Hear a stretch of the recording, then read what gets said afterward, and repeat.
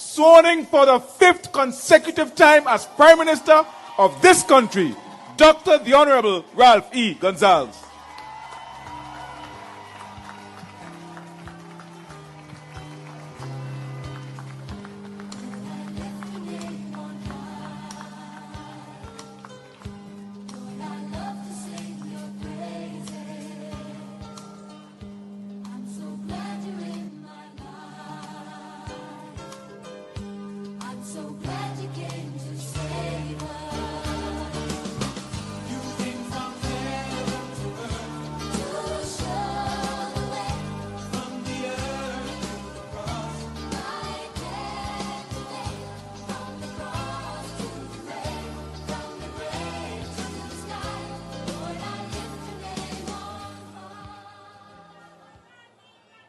Your Excellency, the Governor General, Cabinet and parliamentary colleagues, Your Excellencies, the members of the Diplomatic Corps, the Honorable René Batiste, Speaker of the OECS Assembly, senior public servants and police officers,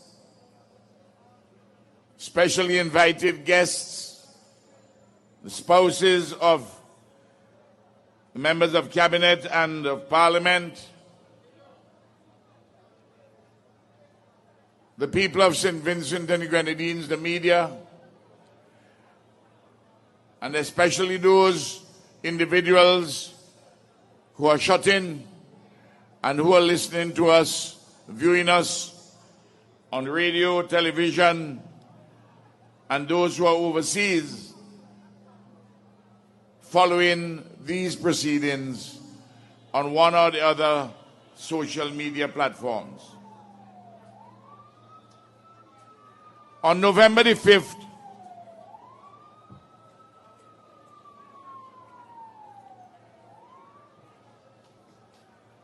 On November the 5th, 2020, the Unity Labour Party, which I have had the honor to lead for over 22 years now, won an historic 5th consecutive term in office.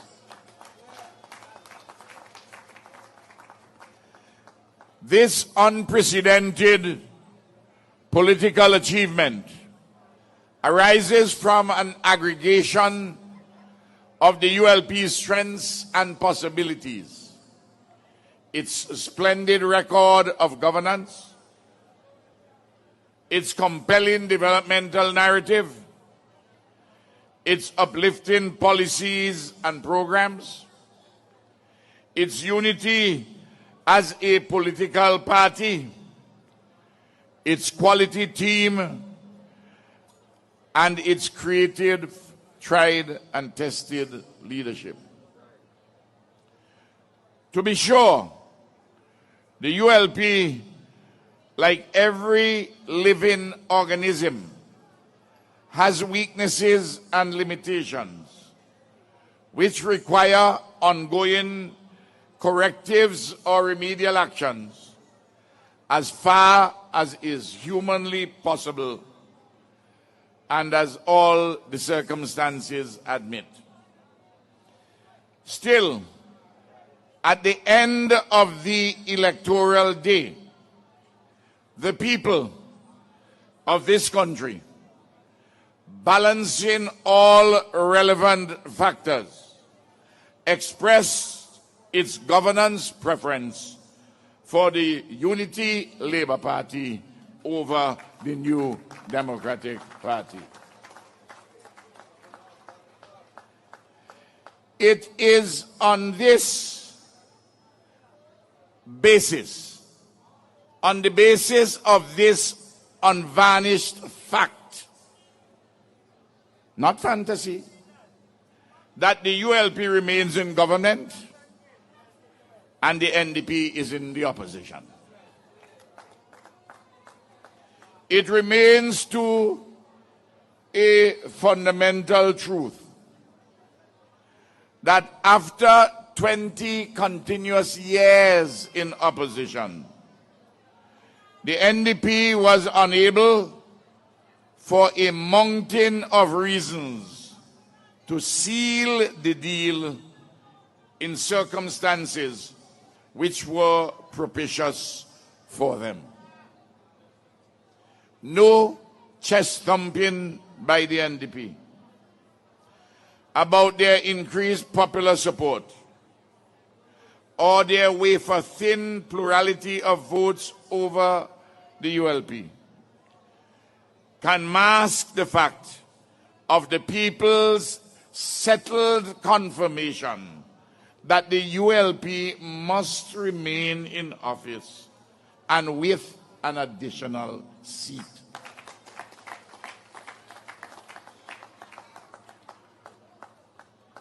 The NDP is yet to return to their favorable electoral condition of February 1994, over 26 years ago. And the notion that the 2020 general elections is a reprise of the 1998 elections is entirely delusional. In 1998, the ULP had a 10 percentage point margin over the NDP in popular votes and lost by 1 seat. In 2020, the NDP has a majority of popular votes of roughly 1/2 percentage point over the ULP and lost the election by 2 seats. I ask those who engage in sophistry to please look at the 2020 electoral map. The ULP has the majority support on St. Vincent from the Vermont Valley, going northwest, including Central Leeward and North Leeward, and the majority support on the entire eastern side of the island, all 7 seats, from West St. George to North Windward inclusive. The NDP holds the support in 4 seats, from Rillan Hill on the west of St. Vincent to East Kingstown, and the 2 traditional NDP seats in the Grenadines. On mainland St. Vincent, the NDP trails the ULP by nearly 2,000 votes. These are unvarnished facts. The ULP's 5 in a row accomplishment emerged from an epic electoral battle in which a veritable triad of anti-national elements, fueled by the money of passport buying brigands from overseas, Europe and China, and facilitated greatly by paid foreign mindbenders armed with digital colonialism and a hegemonic neoliberal ideology, arrayed against our nation in its ongoing quest to lift SVG higher in every material particular. According to the facile and oft-times politically partisan pundits and prelates who know not our country as well as they think. According to them, the writing was on the proverbial wall, because, according to them, political history and the odds were against us. They insisted that this political Mount Everest could not be scaled by the ULP. Yet again, they were proven false with their jaundiced prophecies and prognostications, which objectively are rooted in either right-wing opportunism or an infantile leftism, both of which are egotistical and backward, and not in the interest of our people. Our nation and our party prevailed because we were and we are politically on the side of the angels in defense of our nation's patrimony, its sacraments of nationhood, and the people's interests. This phase of our epic battle has thus had a wonderful ending. A huge opportunity has been given to us to lift SVG higher.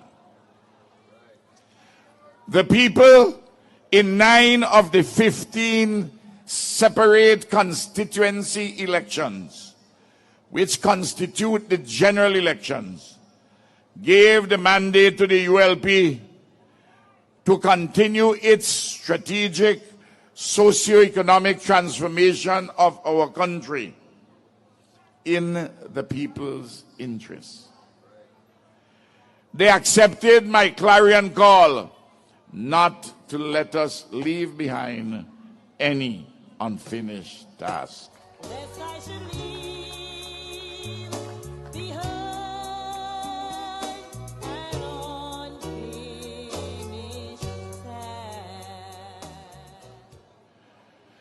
We in the ULP leadership have no sense of triumphalism or gloating in our historic 5 in a row.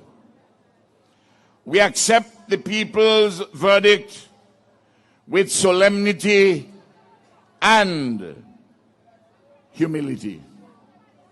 And we accept the blessings of Almighty God. There are profound lessons in the results for our party, and in a tradition of criticism and self-criticism, I will ensure that these lessons are heeded, inclusive of the fact that too many of our traditional supporters and younger ones stayed away from the polls for various reasons. Accordingly, the praxis in both our governance and politics will reflect even more efficacious innovations. Innovation, change, creativity, and inclusive of the avoidance of dumb mimicry are in the very DNA of the ULP. That is why we prevail every time. We succeed, we undergo sensible alterations and do not become metaphoric dinosaurs or reckless adventurers. I reiterate my profound gratitude to the people of St. Vincent and the Grenadines, to our campaign teams, and to our ULP candidates, who despite our weaknesses and limitations are all good, talented, patriotic, and hard-working persons, stuffed with labor love in the interests of the people of St. Vincent and the Grenadines. We are all open to constructive critiques, not an invitation to an open sesame of unnecessary traducing. The cabinet which I present to the nation today has been assembled with love and care, and with the best interests of our nation in the forefront of my mind. The 9 parliamentary representatives and Senator Julian Francis, who are in the cabinet, are all persons of merit with varying skill sets and experiences. 3 members of the cabinet are in their 30s. Sabota Caesar, Orlando Brewster, and Carlos James. 3 are new to ministerial office: Curtis King, Orlando, and Carlos. 7 have held ministerial office for extensive periods of time of 1 or more terms, 3 of whom have been ministers continuously since 2001: Montgomery Daniel, Julian Francis, and Ralph. Some noteworthy alterations in the portfolio allocations are evident from a cursory look. I am shedding a number, indeed I have shed a number of specific portfolio areas, namely airports and seaports development and administration, civil aviation, the public service, and Grenadines affairs. I am assuming, however, the portfolios of foreign affairs and information, in addition to the main pre-existing ones of national security and legal affairs. In the portfolio legal affairs, I hold ministerial responsibility, but the practical day-to-day functioning of that portfolio is overseen by our distinguished Attorney General, the Honorable John DeMartin, who again is a public servant. That office holder has been a public office rather than a political one since my first prime ministership in 2001. An institutional arrangement of great significance, not fully appreciated by many commentators on governance in our country. I have also reallocated some portfolios which hitherto were held by Camilo, namely science and technology, which go to the Ministry of Education. Sustainable development, climate change, and oceans have been added to the portfolios in the Ministry of Tourism and Culture, headed by Carlos James. I have added specifically innovative portfolios to Camilo's Ministry of Finance and Economic Planning, namely small businesses, innovation, and entrepreneurship, signaling certain particular emphases, including Prime and Prime Plus.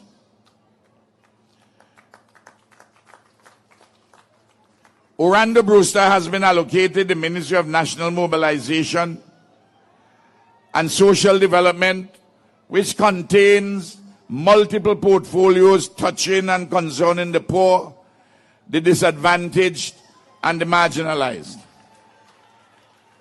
To this hefty range of portfolios have been added housing and informal human settlements.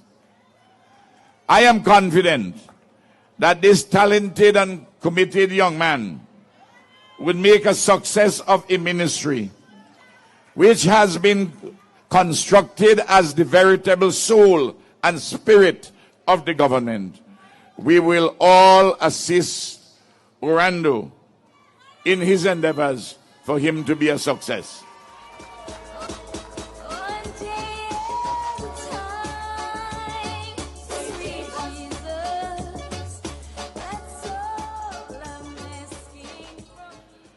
Montgomery Daniel has been assigned the Public Infrastructural Ministry of Transport Works, Lands and Physical Planning.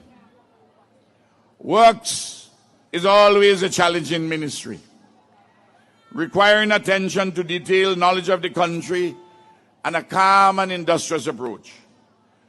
Julian Francis has exhibited these attributes. So too Montgomery Daniel, but with a different style.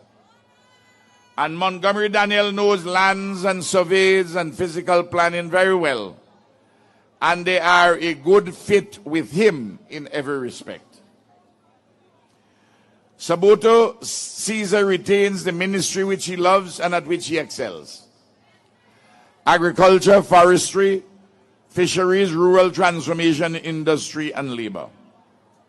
He will accelerate his efforts to transform for the better the agricultural and fisheries sectors. He will uplift further the medicinal cannabis industry and transform also for the better the lives, livelihoods, and production of farmers, fisherfolk, and their communities. Jimmy Prince has been shifted from the Ministry of Education to that of Health, Wellness, and the Environment. His overall skills, his patience, calm, and enterprising spirit will serve him well in this impactful ministry. He will build upon the very good work done by Luke Brown, whom we thank very much for his service in the ministry.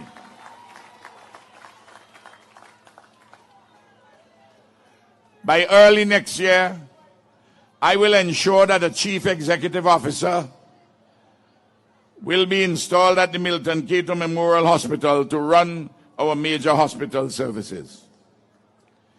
Jimmy will also be at the forefront in the construction of the acute referral hospital at Annesville, an anchor project in the proposed modern city at that location. The Ministry of Education and National Reconciliation is a perfect fit for Curtis King, who has been an educator for his entire working life and was the former headmaster of the St. Vincent Grammar School. His central task is to deepen and broaden further the education revolution in all its multiple dimensions in the interest of our people. Frederick Stevenson has been appointed as minister in a newly configured Ministry of the Public Service, Consumer Affairs and Sports. His experience as a public servant, including his years as an experienced customs officer, will serve him in good stead in our quest to reform further the public service, a job which demands detailed attention.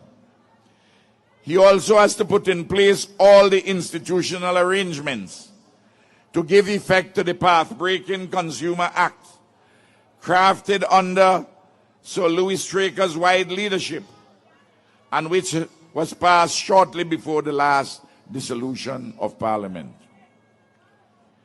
The humble African, along with Camilo, have to make sure too that there's a full build-out of the Vincent Beach Stadium at Diamond.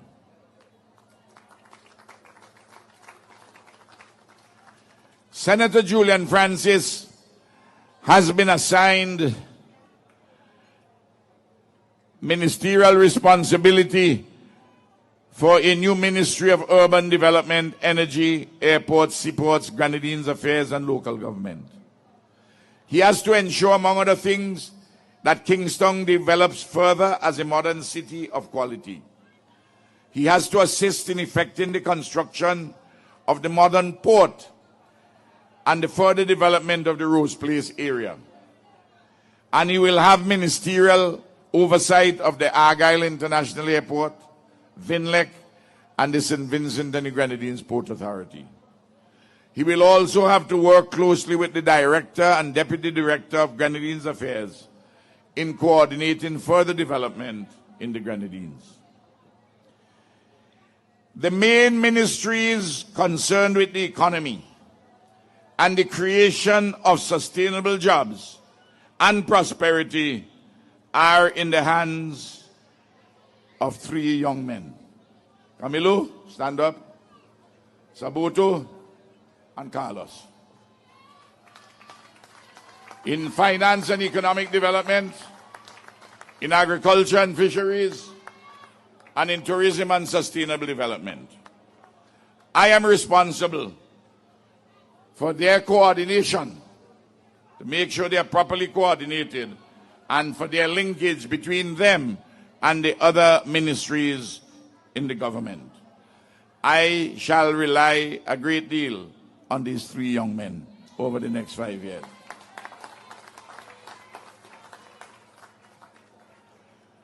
I have advised Her Excellency the Governor General on the appointment of 3 or 4 senators on the government side in Parliament. These 3 persons are Julian Francis, a young woman, Ashel Morgan. Ashel, would you please come forward and stand up here for me?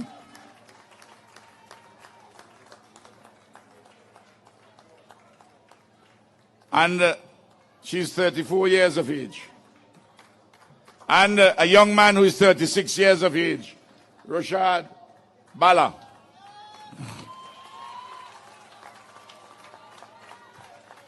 Ashel holds degrees, university degrees in political science and law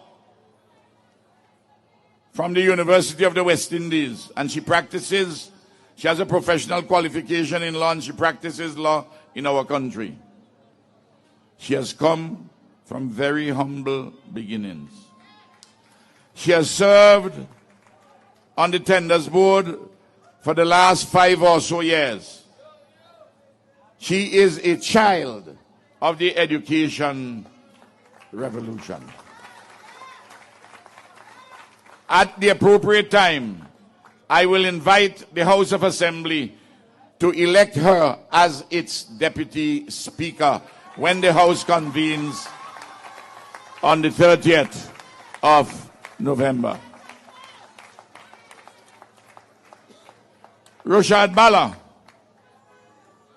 whose full title may be read as follows: The Honorable Senator Roshad DJ Superdog Pitbull Bala.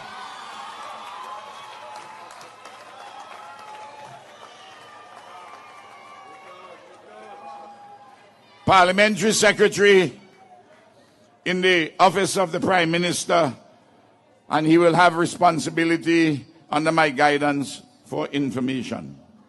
He's a university graduate in media and communications from the University of the West Indies. He's a lecturer at the St. Vincent and the Grenadines Community College, and he's a popular DJ. I have been advised that he will be the first person to sit in Parliament with dreadlocks.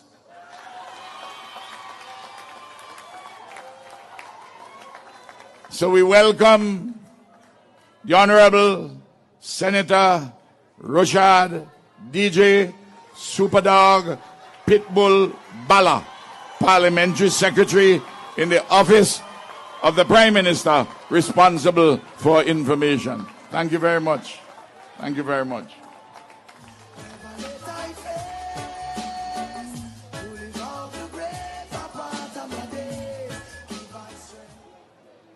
I shall shortly advise Her Excellency the Governor General on the appointment of the 4th Senator, whom I intend to have assigned as a junior minister in my office with responsibility for foreign affairs and foreign trade. There are a lot of meetings to be held overseas in foreign affairs and foreign trade, and many of them would not require my prime ministerial attendance. So I will have to get a junior minister to help me with some of that work, among with other things. Luke is going off to London soon to do his professional law exams, and will return to us. He will return to us within a year. I look forward to seeing Luke again. The rearrangement and reconfiguration of the ministries and portfolios necessarily demands a reassignment of permanent secretaries. I'm in communication already with the relevant authorities of the state on this vital matter. This is part and parcel of a normal quest to enhance efficiency and deliverables. Each permanent secretary and each head of department will be given a copy of each of our 2 manifestos, the Principal Manifesto of the ULP and the Youth Manifesto, upon which my party has been re-elected. These foundation documents constitute veritable contracts with the people, and they must be drawn officially to the attention of the permanent secretaries and the head of departments. From these manifestos, appropriate public policies and programs are fashioned with technical input and guidance from the public servants and statutory entities for practical implementation. I emphasize yet again that in our democracy, policy determination is made by the Cabinet of Ministers within the ambit of existing or new law passed by Parliament and as provided for and buttressed by the Constitution of St. Vincent and the Grenadines. Public servants are responsible for the day-to-day implementation of these policies and programs and to provide technical advice and guidance to ministers. But there is nothing called a cabinet of unelected public servants. Public servants thus cannot constitute themselves as an army of occupation to resist, to hold back, to roll back, or to undermine public policy as determined by the Cabinet of Ministers. Thankfully, in our country, overwhelmingly, public servants appreciate all this, and accordingly, they do carry out their duties faithfully and well. Still, ministers who do not have a security of tenure, like the public servants, but who possess the sacredness of a democratic mandate, must always be alert to those few public servants who corrupt their legitimate role with ignoble stratagems and unbecoming tactics. And I particularly advise the new members of Cabinet accordingly. I have always sought to ensure that the administrations which I head, politically and governmentally, are inclusive, always inclusive. And by nature, being someone completely devoid of malice, I always seek reconciliation and togetherness as far as practicable in a competitive political environment. But reconciliation and togetherness must always be on a principled basis and must be based on reality, not fashioned on the altar of opportunism, fantasy, or mirages. The critical principles of governance are embodied in the Constitution, the law, and the mature rules of engagement. Thus, for example, it is a cockeyed view of democracy and good governance to expect that a government will jettison its core policies and programs on which it was elected and adopt those of the defeated opposition against which it campaigned, merely for the sake of a mock reconciliation. That will be a surrender, rank opportunism, folly, and the abandonment of democracy. However, there are areas of commonality which we all can reasonably pursue together, and these ought to be so pursued. Even here, there are difficulties and challenges. Still, we must always try. I am hopeful that in the forthcoming budgetary preparations, both sides of the House can find common ground on a range of important matters. I remain optimistic about our country.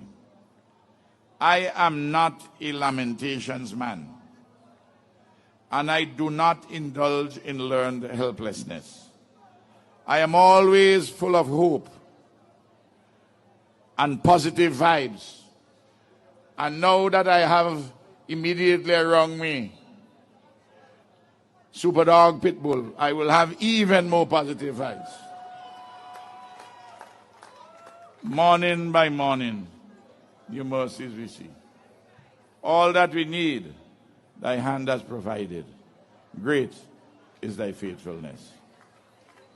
In December 2015, Bishop Sonny Williams of the Pentecostal Assembly of the West Indies gave my cabinet a charge right here, and that charge still rings in my ears. His text was from the book of Micah, chapter 6, verse 8. Quote, "What doth the Lord require of thee? But to do justly, to love mercy, and to walk humbly with thy God." Unquote. Over the past 5 years, I have sought to do all that. On occasions, I may have failed. And whenever I thought that I did, I went to God in adoration, in contrition, in thanksgiving, and in supplication. I love my country, my St. Vincent and the Grenadines, very dearly. I love all of our people. I know that if I speak in the tongues of men and angels, but have not love, I am a sounding brass or a clanging cymbal. I accept too that if I have the gift of prophecy and can fathom all mysteries and all knowledge, and if I have a faith that can move mountains, I am nothing if I do not have love. I know from my life, living and experiences, and from divine teachings, that love is patient. It is kind. It does not envy. It is not proud. Love is not rude. It is not self-seeking. It is not easily angered. And it keeps no records of wrongs. My love for you protects. It always trusts you. It always hopes. And it always perseveres. Love never fails. It is with love that I have given to my country my entire adult life, to the service of my people at home and in the Caribbean. So, those of you who did not vote for me or the ULP, please believe me, I love you nevertheless.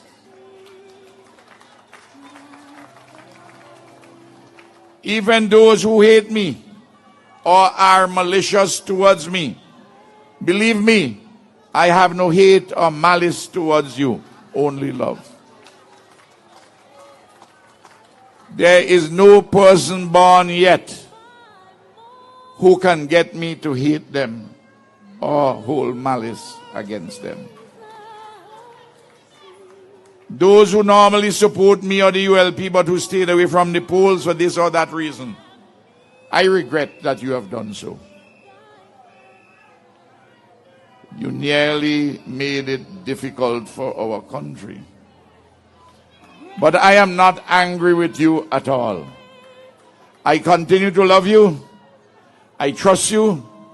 I am hopeful with you, and I shall always persevere with you to make sure the next time I get you to go to the polls for the Unity Labour Party again. in embracing all Vincentians with a mature love that looks on tempests and is never shaken. Do not think that I am oblivious to treachery, deceit, and hatred which are engendered against me.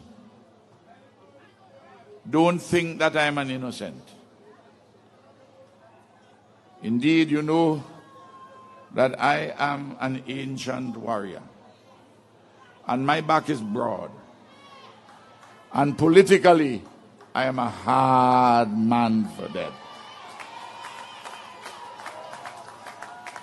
Amidst all the challenges and contradictions, I repeat, I love you dearly. For the next 5 years, I shall continue to give you an abundance of labor love in our quest to lift St. Vincent and the Grenadines higher. Finally, I assure you that I remain strong in spirit. I remain strong in will to strive, to seek, to find, and not to yield. Never, ever to yield. Thank you, and may Almighty God continue to bless us all. We are a chosen generation.